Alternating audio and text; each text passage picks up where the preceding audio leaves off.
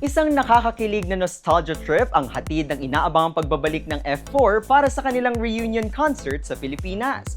Ngunit bago pa man makasama ng mga Pinoy ang mga bida ng hit Taiwanese series na Meteor Garden, nag-iwan muna sila ng isang makabuluhang tulong para sa mga nasalanta ng lindol sa Mindanao.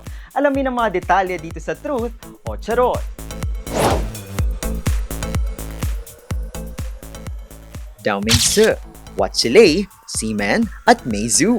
Mga pangalang naging bahagi ng kabataan ng maraming Pilipino dahil sa hit Taiwanese series na Meteor Garden.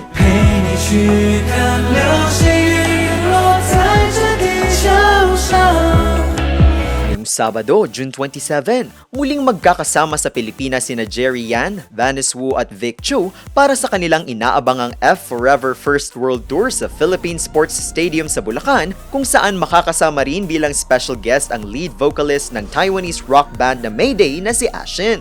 Ngunit hindi man magiging kumpleto ang reunion ng F4,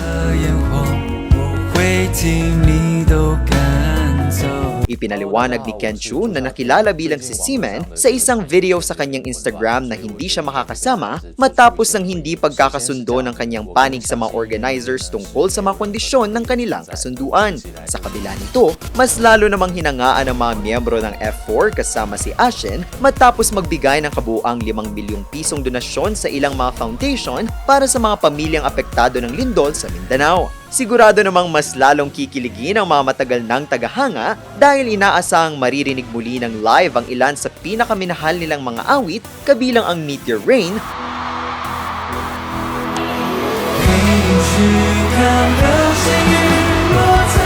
gayon din ang kanilang pinakabagong kantang Forever Forever.